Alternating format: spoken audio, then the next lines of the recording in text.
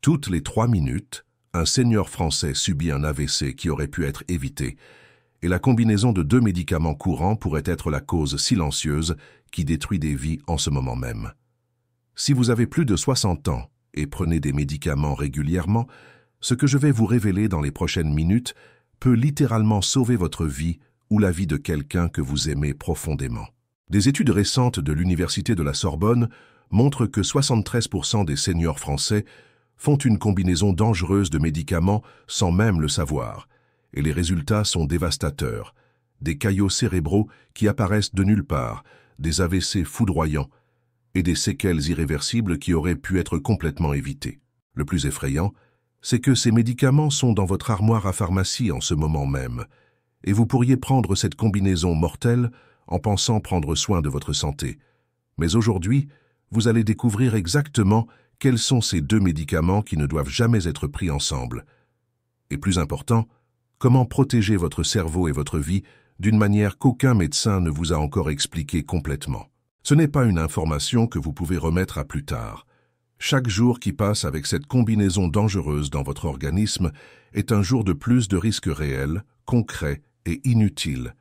Et si vous pensez que cela ne vous concerne pas, je dois vous dire, Madame Marie Dubois, 67 ans, de Paris, pensait exactement la même chose jusqu'à ce que sa vie change complètement un lundi matin.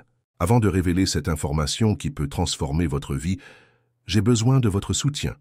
Laissez votre like si vous vous souciez de votre santé cérébrale et voulez protéger votre indépendance. Abonnez-vous pour ne manquer aucune découverte qui peut changer votre vie pour le mieux. Et commentez ci-dessous. Combien de médicaments prenez-vous par jour? Votre participation nous motive à continuer nos recherches et à apporter des informations qui font vraiment la différence dans la vie de ceux que nous aimons le plus. Parlons d'une réalité qui affecte des millions de Français de plus de 60 ans, la polymédication, c'est-à-dire l'usage simultané de multiples médicaments. Les données du ministère de la Santé révèlent que 68% des seniors français prennent au moins 5 médicaments différents par jour, et beaucoup arrivent à prendre plus de 10 comprimés quotidiennement. Ce qui semble être un soin de santé peut se transformer en piège mortel quand certaines combinaisons se produisent. Le problème n'est pas de prendre des médicaments, ils sont fondamentaux pour maintenir notre qualité de vie et traiter les conditions chroniques. Le danger réel réside dans l'interaction entre médicaments qui crée des effets secondaires dévastateurs, spécialement dans le système cardiovasculaire et cérébral. Et ce qui m'inquiète le plus, c'est que cette information vitale n'arrive pas jusqu'à vous de manière claire et accessible. Après des décennies d'études de la santé du senior et d'analyse de milliers de cas de complications médicamenteuses, je peux affirmer avec certitude qu'il existe une combinaison spécifique qui cause des caillots cérébraux et des AVC inutiles dans toute la France. Aujourd'hui, vous allez découvrir exactement quels sont ces 2 médicaments, pourquoi ils deviennent si dangereux quand ils sont combinés et principalement, comment protéger votre cerveau sans compromettre le traitement de vos conditions de santé. Premier médicament dangereux, warfarine, l'anticoagulant qui peut devenir votre pire ennemi.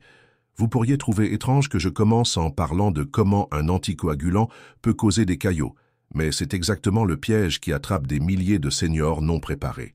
La warfarine est un médicament extrêmement efficace pour prévenir les caillots sanguins, prescrit principalement pour les personnes avec fibrillation auriculaire, valve cardiaque artificielle ou antécédents de thrombose. Mais quand elle est combinée avec le second médicament que je vais révéler, elle se transforme en bombe à retardement dans votre organisme. La warfarine fonctionne en inhibant la production de facteurs de coagulation dépendants de la vitamine K dans le foie. C'est comme si elle diminuait la capacité de votre sang à former des caillots naturellement. Ceci est fantastique pour prévenir les thromboses, mais rend votre organisme extrêmement sensible à toute substance qui interfère avec son métabolisme. Et voici le problème. Il existe un médicament très courant qui altère complètement la façon dont votre foie traite la warfarine. Laissez-moi vous raconter l'histoire de Madame Hélène Martin, 72 ans, de Lyon. Elle prenait de la warfarine depuis 3 ans pour traiter sa fibrillation auriculaire et ses examens de coagulation étaient toujours parfaits. Hélène était une femme indépendante, s'occupait de sa maison, faisait des promenades au parc et adorait cuisiner pour ses petits-enfants. Sa vie était pleine et active jusqu'à ce qu'elle développe une infection urinaire commune. Son médecin lui prescrivit un antibiotique qu'elle avait déjà pris d'autres fois sans problème. Hélène n'imaginait même pas qu'elle créait une combinaison létale dans son organisme. 3 jours après avoir commencé l'antibiotique, pendant qu'elle préparait le petit déjeuner, elle ressentit un mal de tête intense et soudain. En quelques minutes, elle perdit la parole et la coordination du côté droit du corps. Sa fille la trouva sur le sol de la cuisine, consciente mais incapable de parler. À l'hôpital, les médecins découvrirent qu'Hélène avait subi un AVC ischémique causé par un caillot cérébral. Le plus choquant était que ses niveaux de coagulation étaient complètement hors de contrôle, beaucoup plus élevés que la normale, même en prenant de la warfarine régulièrement. L'interaction entre la warfarine et l'antibiotique avait créé un effet rebond qui transforma un médicament protecteur en causeur de caillots. Les bénéfices de la warfarine, quand elle est utilisée correctement, sont incontestables. Réduction de 60% du risque d'AVC chez les personnes avec fibrillation auriculaire, prévention efficace de thrombose veineuse profonde et protection contre l'embolie pulmonaire. Mais ces bénéfices n'existent que quand la warfarine est surveillée adéquatement et n'interagit pas avec d'autres médicaments. Pour utiliser la warfarine en sécurité, il est essentiel de faire des examens de coagulation mensuels, maintenir un régime alimentaire consistant en vitamine K, éviter les changements brusques dans l'alimentation et, principalement, informer tous les médecins que vous consultez de son usage. Ne prenez jamais d'antibiotiques, d'anti-inflammatoires ou tout médicament nouveau sans consulter celui qui vous a prescrit la warfarine. Le grand danger réside dans le fait de ne pas reconnaître que la warfarine peut devenir imprévisible quand elle est combinée avec le second médicament que je vais révéler maintenant. Une combinaison qui se produit dans les pharmacies de toute la France en ce moment même. Second médicament dangereux, sulfaméthoxazole trimétoprime, l'antibiotique courant qui multiplie le pouvoir de la warfarine. Voici le second méchant de cette histoire, le sulfaméthoxazole trimétoprime, plus connu sous les noms commerciaux Bactrim ou Eusaprim. C'est un antibiotique extrêmement courant, prescrit pour les infections urinaires, respiratoires et intestinales. Des millions de Français prennent ce médicament chaque année en le considérant sûr et efficace, et il l'est vraiment quand il est utilisé seul. Mais quand il est combiné avec la warfarine, il se transforme en déclencheur d'une cascade d'événements qui peut culminer en caillots cérébraux fatal. Le sulfaméthoxazole trimétoprime agit comme un puissant inhibiteur des enzymes hépatiques responsables du métabolisme de la warfarine. En termes simples, il fait que la warfarine reste beaucoup plus longtemps dans votre organisme, multipliant ses effets de manière imprévisible et dangereuse. C'est comme si vous preniez une dose beaucoup plus importante de warfarine que celle prescrite, créant un effet rebond qui peut causer aussi bien des saignements que des caillots. Laissez-moi vous raconter l'histoire de M. Jean Moreau, 68 ans, de Marseille.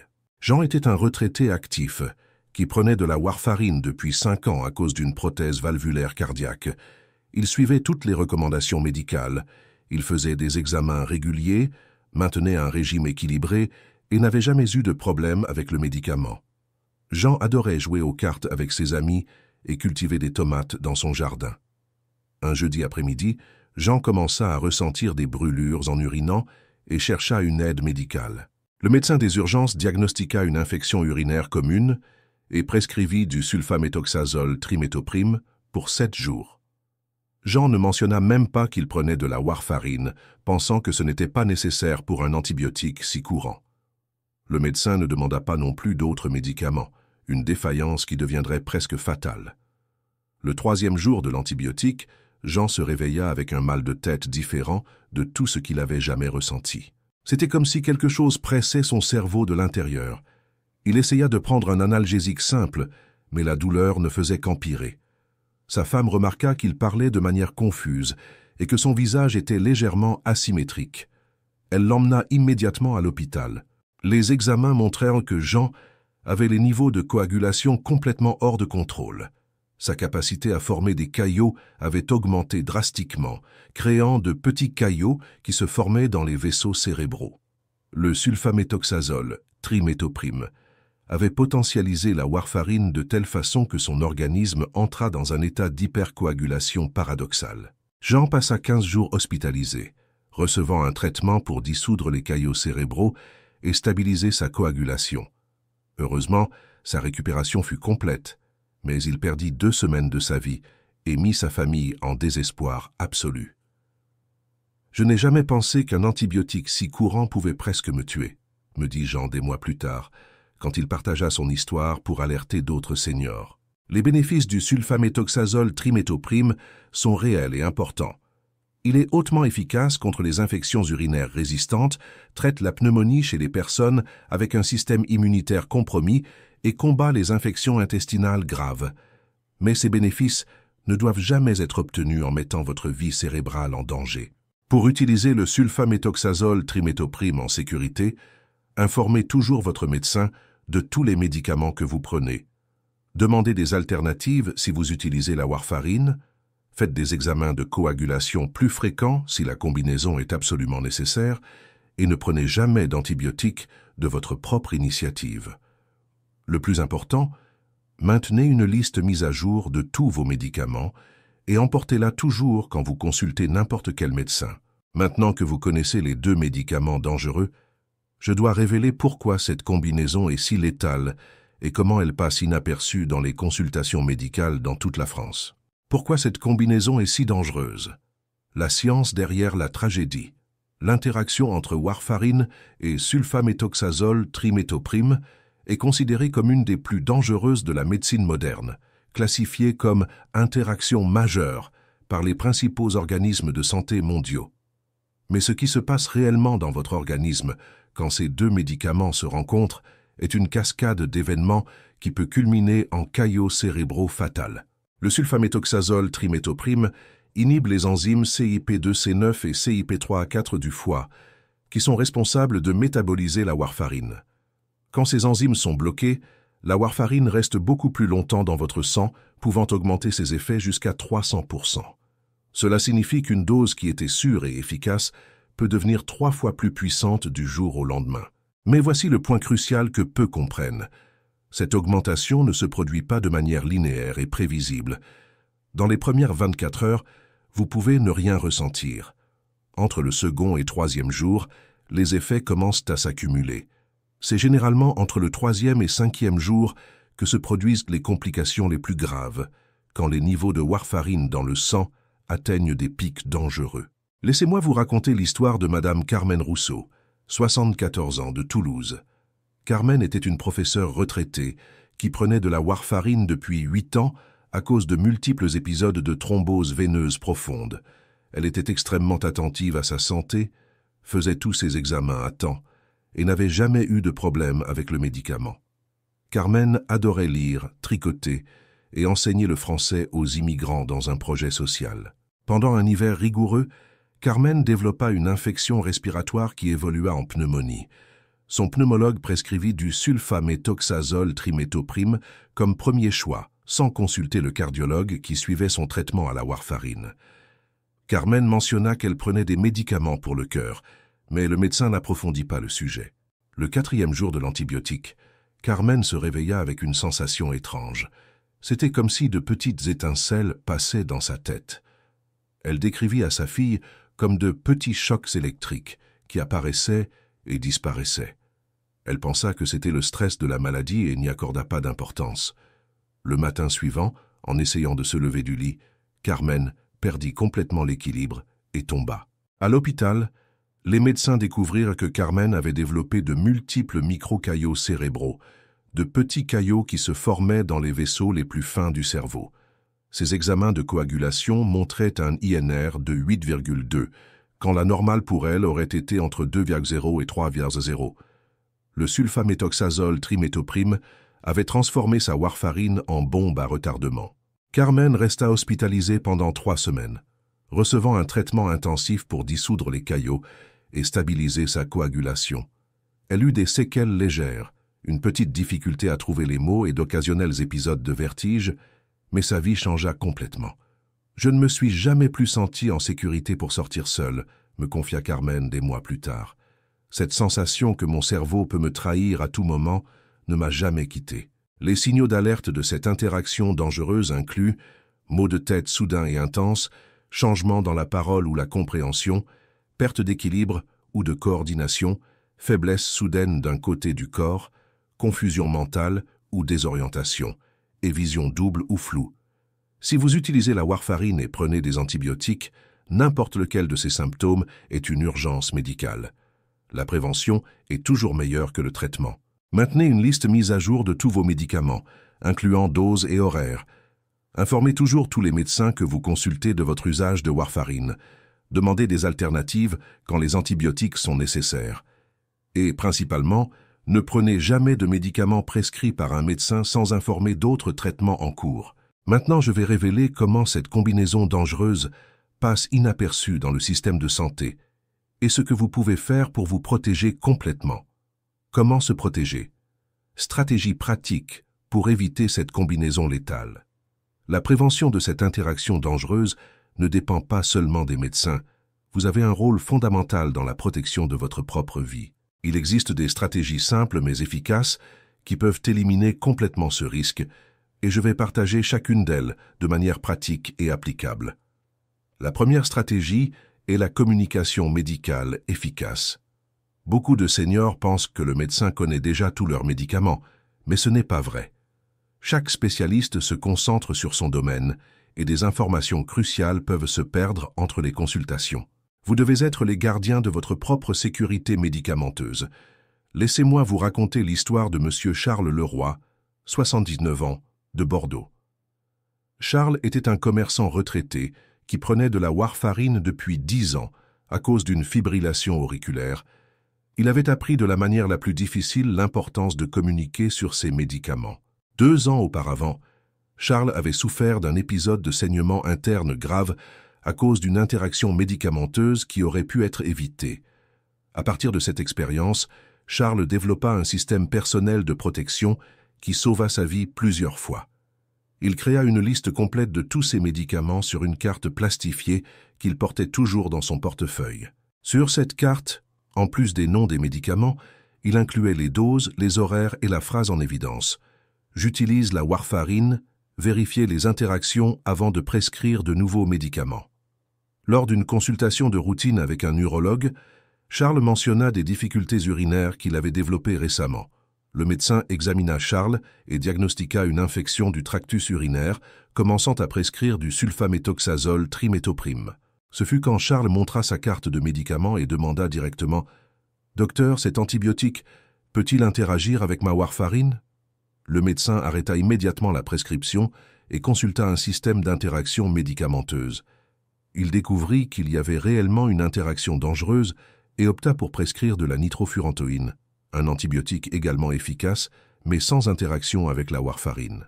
Charles rentra chez lui avec la certitude d'avoir évité une autre complication grave. Monsieur Charles me dit « J'ai appris que ma vie est entre mes mains. Les médecins sont des spécialistes, mais je suis le spécialiste de mon propre corps et de mes médicaments. Je ne sortirai plus jamais de chez moi sans ma liste de médicaments et je ne prendrai plus jamais un nouveau médicament sans demander les interactions. La seconde stratégie est de connaître les alternatives sûres. Il existe plusieurs antibiotiques qui peuvent traiter les mêmes infections sans interagir avec la warfarine. Pour les infections urinaires, les alternatives incluent la nitrofurantoïne, la phosphomycine ou la céphalexine. Pour les infections respiratoires, les options sûres incluent l'amoxicilline, le céfuroxime ou l'azithromycine. Pour les infections cutanées, la clindamycine ou la céphalexine sont des choix adéquats. L'important est de ne jamais accepter passivement une prescription. Demandez toujours « Existe-t-il une alternative qui n'interagit pas avec la warfarine ?» La plupart des médecins seront heureux de choisir une option plus sûre quand on leur demande directement. La troisième stratégie est la surveillance intensive quand la combinaison est absolument nécessaire. Dans de rares situations, le sulfaméthoxazole triméthoprim peut être la seule option efficace pour une infection grave. Dans ces cas, il est possible d'utiliser la combinaison en sécurité, mais cela requiert des soins spéciaux. Votre médecin doit demander des examens de coagulation tous les 2-3 jours pendant le traitement. Il peut être nécessaire d'ajuster temporairement la dose de warfarine. Vous devez être orienté sur les signaux d'alerte pour chercher une aide immédiate et le traitement doit être le plus court possible. N'acceptez jamais cette combinaison sans un plan de surveillance rigoureux. La quatrième stratégie est l'éducation familiale. Vos proches doivent connaître vos médicaments et les signaux d'alerte de complications. Ils peuvent être vos meilleurs alliés dans l'identification précoce de problèmes et dans la communication avec les professionnels de santé en situation d'urgence. Pour implémenter ces stratégies dans votre vie, commencez par créer dès aujourd'hui votre liste personnalisée de médicaments. Incluez nom, dose, horaire et indication de chaque médicament. Plastifiez cette liste et maintenez des copies dans le portefeuille, à la maison et avec les proches. Emportez toujours cette liste à toutes les consultations médicales, examens et procédures. Établissez une communication proactive avec vos médecins. N'attendez pas qu'ils demandent d'autres médicaments. Informez activement au début de chaque consultation. Posez des questions spécifiques sur les interactions chaque fois qu'un nouveau médicament est prescrit. Et n'hésitez jamais à demander un second avis quand il y a des doutes. Le plus important est de comprendre que vous avez le pouvoir d'éviter cette combinaison dangereuse. Ne dépendez pas seulement des systèmes médicaux, soyez proactif dans la protection de votre propre santé. Avec ces stratégies simples, vous pouvez éliminer complètement le risque de caillots cérébraux causés par cette interaction médicamenteuse. J'espère sincèrement que ces découvertes transforment votre vie ou la vie de quelqu'un que vous aimez profondément. Si vous avez regardé jusqu'ici, c'est parce que vous valorisez vraiment votre santé cérébrale et votre indépendance, et cela me remplit de joie et d'espoir. Des milliers de seniors français prennent ces 2 médicaments dangereux en ce moment même, mais maintenant, vous avez la connaissance pour vous protéger et protéger ceux que vous aimez. Pour continuer à recevoir des informations scientifiquement prouvées qui peuvent sauver des vies, n'oubliez pas de vous abonner à la chaîne et d'activer la cloche des notifications. Ainsi, vous serez toujours les premiers à découvrir des stratégies qui peuvent faire toute la différence dans votre santé et qualité de vie. Partagez cette vidéo avec vos proches et amis. Cette information peut littéralement sauver une vie. Rappelez-vous, votre santé est entre vos mains et il n'est jamais trop tard pour commencer à mieux vous protéger. Prenez soin de vous avec tendresse et sagesse et gardez toujours l'espoir que de meilleurs jours viendront. Jusqu'à notre prochaine rencontre, que votre vie soit pleine de santé et de bonheur.